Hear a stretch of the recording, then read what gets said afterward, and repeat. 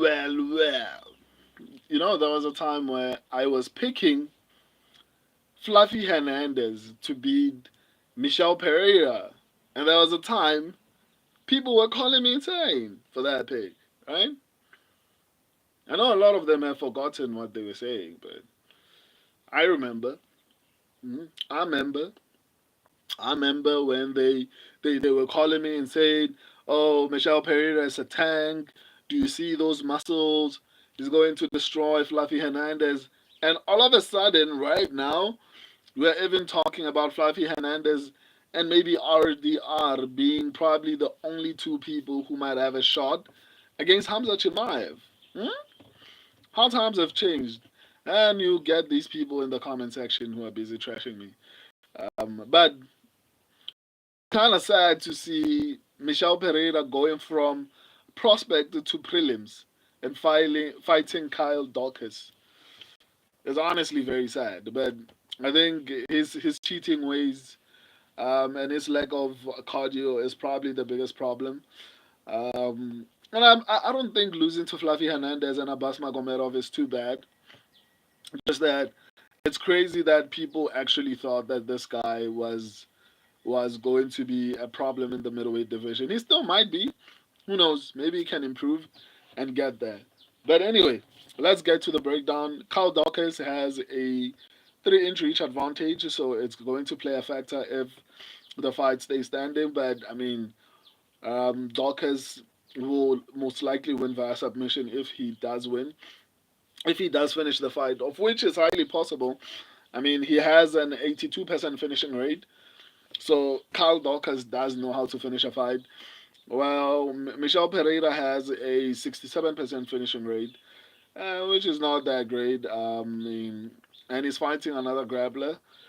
So, striking wise, it's kind of hard to have a favorite here. Michel Pereira is going to be a lot more active, throwing more. Obviously, cardio wise, it's kind of hard to actually. I'd lean more towards Kyle Dawkins. But let me remain on the feet before I go to the ground.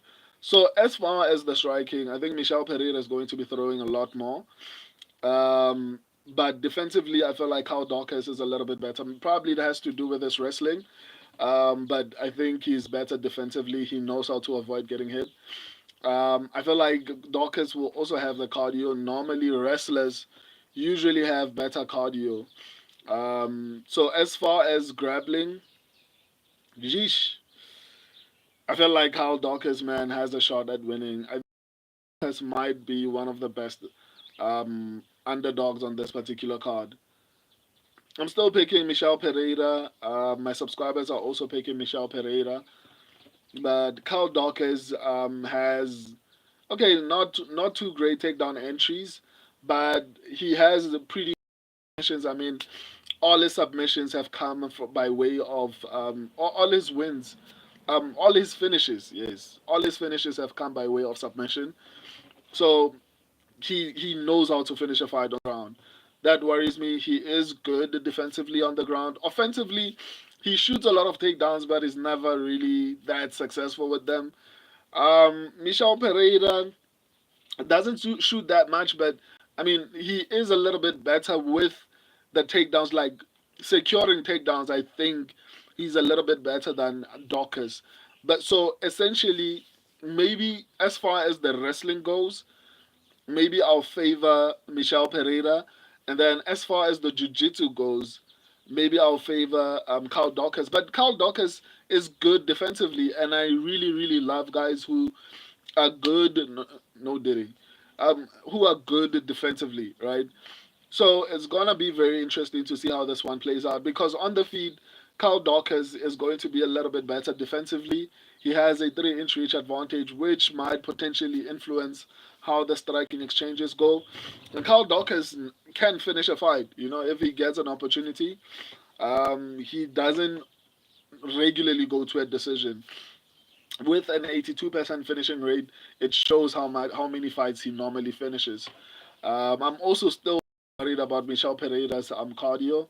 I don't know how it's going to play out in this particular fight. I don't know if it's improved. I don't know if it's going to even need it. Athletically, Obviously, Michel Pereira is more athletic, is more explosive, but the biggest problem I have is how long can he keep that up for, right? So I'm still picking him, but I'm not very confident.